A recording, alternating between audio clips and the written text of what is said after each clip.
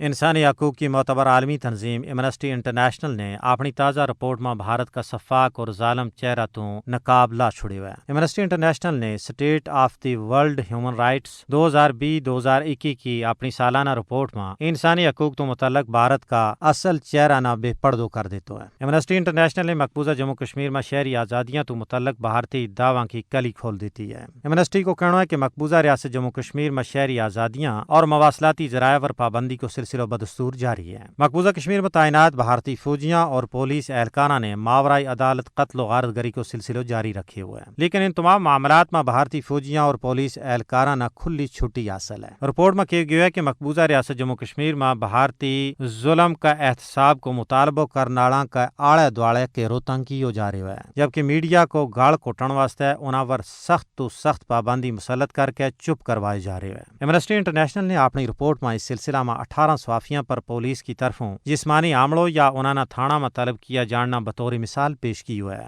Amnesty کو کہنا ہے کہ 2020 میں جب مقبوضہ ریاست جموں کشمیر میں بھارتی حکومت کی طرفوں ایک نئی میڈیا پالیسی متعارف کرائی گئی تو اس میں اختلاف رائے نہ دبان واسطے مزید کوشش کی گئی. رپورٹ میں کہا گیا ہے کہ بھارتی حکام کی طرفوں تنظیم کا بینک اکاؤنٹس پیش کی نوٹس تو بغیر منجمد کیا جان تو بعد ایمنسٹی نے بھارت میں 30 ستمبر 2020 میں اپنوں کم کاج بند کرنے پر مجبور کیا گیا.